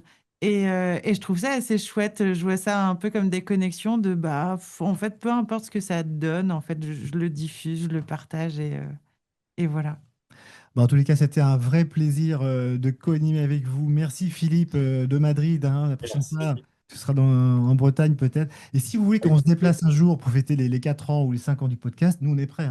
On se déplace, on vient chez vous et puis on papote autour de la pensée visuelle et en faire un autre épisode. Un grand merci à toi Philippe. Un grand merci Aya. Merci Eric. Un grand merci Charlotte. Et puis vous également. On aura donc cette vidéo qui sera consultable prochainement. Et puis il y aura le son qui sera aussi diffusé dans le podcast dans quelques jours. Si vous avez toujours des envies, des questionnements, des noms de personnes à partager, n'hésitez pas à me l'envoyer sur les réseaux sociaux ou par courriel. Et puis peut-être si certains veulent dire un mot, comme ça rapidement, la pensée visuelle en ébullition, c'est le moment de clôture. Si vous avez un mot à dire, c'est le moment. On vous écoute. Je me lance, je souhaite un très joyeux anniversaire à cette audace et cette ambition de lancer un podcast sur la pensée visuelle. Merci beaucoup, Eric. Moi, à chaque épisode, je me régale et j'attends impatiemment chaque nouvelle publication. Donc, très bel anniversaire à cette audace. Merci, merci. Et parler du visuel sans voir le visuel, sauf aujourd'hui. Aujourd'hui, voilà, on était en live et c'était très, très sympa. Merci beaucoup à vous. À très bientôt. Bon week-end. Et puis, au plaisir de se rencontrer en direct et en vrai un jour. À bientôt. À Au bientôt. revoir. Bientôt, au revoir. À bientôt. Merci. Vos questions, vos idées sur www.esimon-visuel.com/podcast. La pensée visuelle en ébullition.